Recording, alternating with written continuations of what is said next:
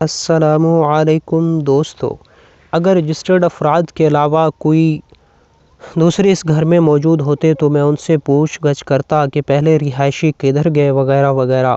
Survey کے دوران میں نے ایک گھر پر دستک دی، مگر کافی دیر تک جب کوئی باہر نہ نکلا تو جھنجھلا کر دوبارہ زور سے دستک دی۔ کچھ دیر بعد ایک 9-10 سالہ بچی نے دروازہ کھولا اور مجھے دیکھ کے رٹے رٹائے طوطے کی طرح کہنے لگی، ہم وہ نہیں ہیں جو آپ سمجھ رہے ہیں۔ میں نے حیرانی سے اس بچی کو دیکھا اور شفقت بھرے لہجے میں کہا، بیٹا میں بھی وہ نہیں ہوں جو آپ سمجھ رہی ہیں، اور مردم شماری کے سلسلے میں آیا ہوں، گھر کے کسی بڑے کو باہر بھیجیں۔ بچی کچھ سمجھی نہ سمجھی مگر دوڑ کر اندر چلی گئی۔ چند منٹ بعد ایک سہمی ہوئی خاتون دروازے پر نمودار ہوئی۔ میں نے شائستگی سے سلام کیا اور اپنے آنے کا مقصد بتایا تو ان کے چہرے پر اطمینان سا پھیل گیا۔ کہنے لگیں، آپ اندر آ جائیے ورنہ ابھی یہاں بھیڑ لگ جائے گی۔ میں جھجکتا ہوا اندر چلا گیا۔ نہایت سادہ سا کمرہ تھا۔ خاتون بھی بازار حسن کی نہیں لگتی تھی۔ جب میں نے ان کے گھر کے افراد کی تفصیل مانگی تو کہنے لگی، بھائی مجھے یہاں آئے ہوئے 2 سال ہی ہوئے ہیں، اس سے پہلے اس گھر میں کون مقیم تھا مجھے معلوم نہیں۔ اگر چاہیں تو میں ایک عورت کا نام بتا دیتی ہوں، آپ یہ معلومات ان سے حاصل کر سکتے ہیں، لیکن میرے لیے کوئی ایسی مشکل کھڑی نہ ہو جائے کہ یہ ٹھکانہ بھی مجھ سے چھن جائے۔ میں نے تجسس سے پوچھا، کیا یہ گھر آپ نے کرائے پر لیا ہوا ہے؟ اس خاتون نے، جس کی عمر لگ بھگ 35 سال ہوگی، ایک ٹھنڈی سانس بھری اور کہنے لگی، میں آپ کو ساری حقیقت بتا ہی دیتی ہوں کیونکہ آپ مجھے بھلے مانس انسان لگ رہے ہیں۔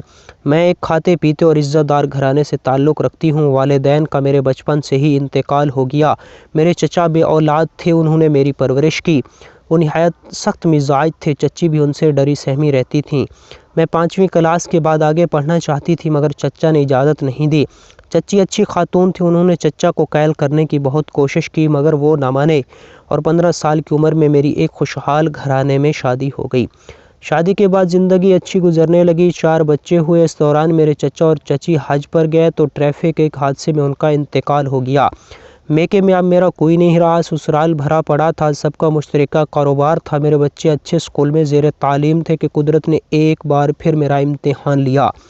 میرے شوہر کو پھیپھڑوں کا کینسر ہو گیا اور 1 سال کے اندر ہی وہ ہم سب کو روتا چھوڑ گیا۔ شوہر کے انتقال کے بعد سسرال والوں نے کچھ عرصے تو بچوں کی ناز برداریاں کیں، میرا بھی خیال رکھا۔ اس دوران بہانے سے مجھ سے مختلف دستاویزات پر دستخط کرواتے رہے۔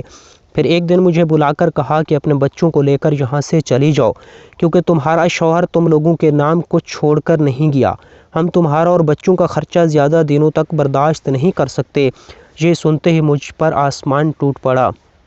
کافی واویلا کیا، منتیں ترلے بھی کر لیے، ان کے دیگر رشتہ داروں کو بھی بیچ میں ڈالا۔ انہوں نے بتایا کہ تم نے جن دستاویزات پر دستخط کیے تھے اس کی روح سے تمہارا حصہ وہ تمہیں دے چکے۔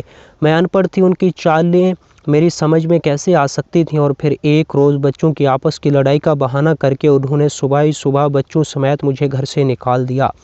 میرے شوہر کے ایک دوست اس علاقے سے 2-3 کلومیٹر دور رہتے تھے۔ میں نے رکشہ پکڑا اور انہیں اپنی کہانی سنانے ان کے گھر جا پہنچی۔ ان کی بیوی میرے شوہر کے انتقال پر گھر آئی تھی اور کہا تھا کہ کوئی پریشانی ہو تو ضرور بتانا۔ اسی تسلی اور آس پر ان کے گھر گئی تھی۔ جہاں تک پہنچی تو بچے تھک چکے تھے۔ مجھ میں بھی ایک قدم بڑھانے کی سکت نہ رہی تو ایک دیوار کا سہارا لے کر بیٹھ گئی۔ شام سر پر آ گئی لیکن مجھ میں اٹھنے کی ہمت نہیں رہی تھی، بار بار رونا آ رہا تھا۔ رات کہاں اور کیسے بسر کروں گی؟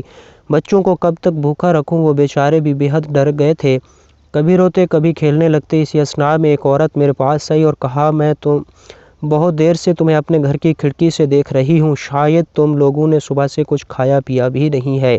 تم کہاں سے آئی ہو؟ کیا ساس نے گھر سے نکال دیا ہے؟ میں نے اقرار میں سر ہلا دیا۔ وہ کہنے لگی، کچھ دیر بعد یہاں بہت بھیڑ ہو جائے گی، تم میرے ساتھ میرے گھر چلو، باقی باتیں وہیں ہوں گی۔ گھر پہنچ کر میں نے اسے ساری کہانی سنا دی۔ اس نے میرے ہاتھ منہ دھلوایا، بچوں کو اور مجھے کھانا دیا اور خود باہر چلی گئی۔ کچھ دیر بعد آئی تو اس کے ساتھ چند عورتیں بھی تھیں جنہیں وہ میرے بارے میں سب کچھ بتا چکی تھی۔ سب نے باری باری مجھے گلے لگایا، تسلیاں دیں۔ پھر ان میں سے ایک بڑی عمر کی خاتون نے کہا، یہ بازار حسن ہے، اگر تم رضامند ہو تو ہم تمہیں تحفظ کے ساتھ پناہ بھی دیں گے، مگر تمہیں یہاں بڑی رازداری سے رہنا ہوگا۔ میرے پاس اور کوئی رستہ نہیں تھا۔ میں نے فوری طور پر ان کی پناہ میں رہنا قبول کر لیا۔ انہوں نے مجھے رہنے کے لیے نہ صرف اپنے گھر کے قریب یہ گھر خالی کر دیا بلکہ میرا سارا خرچہ برداشت کرنے کی ذمہ داری بھی لے لی۔ ہر مہینے راشن کا سامان باقاعدگی سے ڈلواتی ہیں، بچوں کی پڑھائی کا خرچہ اٹھا رہی ہیں۔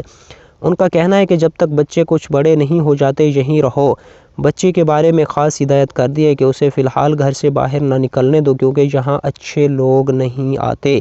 اس لیے ہم کسی ٹیچر کا بندوبست کروا دیں گے جو اسے گھر میں ہی تعلیم دے گی۔ وہ دکھی خاتون 2 سال سے بازار حسن کی بدنام عورتوں کی بے لوث خفیہ مدد سے انہی کے درمیان اپنے بچوں کے ساتھ عزت دارانہ زندگی گزار رہی تھی۔